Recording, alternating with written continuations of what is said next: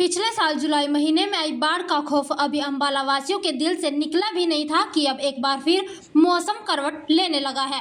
कई दिन पड़ी भीषण गर्मी के बाद बीती रात हुई बूंदाबांदी और आए तूफान से तापमान कुछ हद तक गिरावट जरूर दर्ज की गई है। ऐसे में मौसम विभाग का अनुमान है कि जून के अंत तक मानसून हरियाणा में दस्तक दे सकता है। मानसून की आहट को देख अंबाला वासियों की सांसें फिर से अटकने लगी हैं, क्योंकि इस साल भी अंबाला प्रशासन पिछले साल की गलतियां दोहरा रहा है।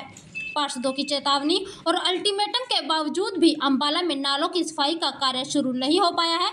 ऐसे में मानसून के आने से पहले कैसे अंबाला के नाले साफ होंगे, ये समझ से परे है। इसी बात को लेकर हमने नगर निगम कमिश्नर से बातचीत की तो उन्होंने दावा किया कि छोटे नालों की सफाई जारी है और बड़े नालों की सफाई भी जल्द शुरू हो जाएगी।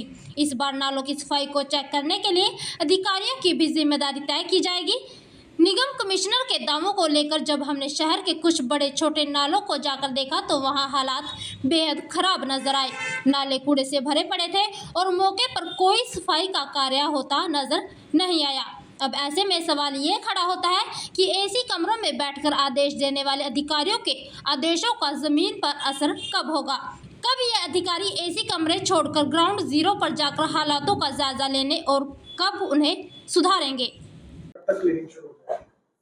केवल हमारा ड्रेन्स के लिए वर्क ऑर्डर जारी हो चुके हैं। एजेंसी आज काम शुरू कर देगी। ये मेजर ड्रेन्स के लिए है और माइनर ड्रेन्स की सफाई है ऑलरेडी एक हफ्ते से चल रही है। डिफरेंट वार्ड्स के अंदर हमने टीम बना दी है एंड वो बहुत ही ढंग से नालों की सफाई कर रही है। होपफुली इस बार मानसून के अंदर अंबाला वासियों को कोई प्रॉब्लम की नहीं फेस करनी पड़ेगी। पिछली बार काफी डिले हो गया था, स्क्रीनिंग प्रॉपर नहीं हो पाती, तो इस बार चेक करने के लिए भी अधिकारियों की ड्यूटी लगी हुई है।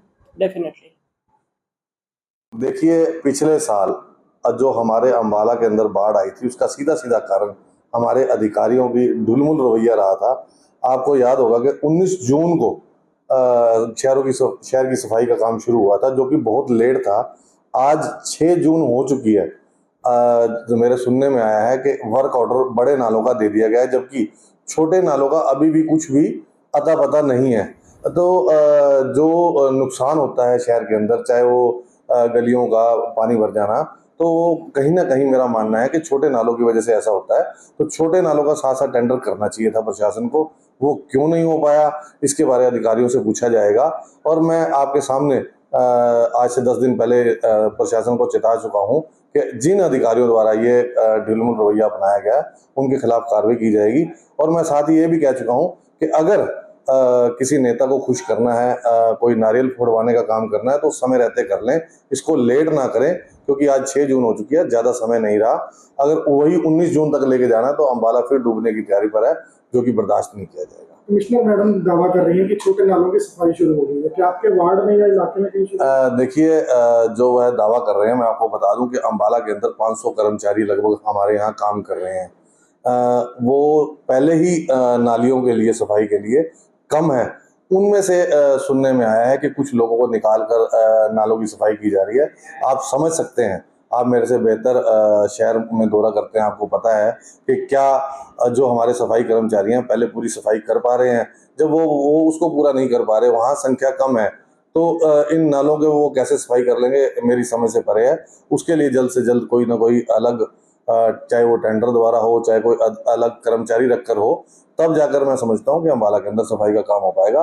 अगर हम पिछले कर्मचारियों से सोच रहे हैं तो हम 12 महीने ही सफाई करवा रहे हैं, क्यों नहीं हो पाई? फिर गलत बात है, मैं इससे विश्वास नहीं रखता। नेता जी, अगर इस बार फ्लड जैसे हालात अंबाला में बनते हैं तो किसे दोषी माना जाएगा? देखिए, सीधा सीधा मैं भगवान से कामना करूंगा कि ऐसा कुछ ना हो। जिस तरह से पिछले साल हमारे अंबाला का नुकसान हुआ, लोगों के घरों के अंदर नुकसान हुआ, लोगों के कारोबार का नुकसान हुआ, ऐसा ना हो। लेकिन अगर कोई इस तरह की भूमिका सरकार द्वारा बनाई जा रही है तो गलत बात है। मैं सरकार से भी गुजारिश करूंगा कि आप ये ऐसा काम लटकाएं ना, जल्द से जल्द अंबाला के नालों की सफाई करें।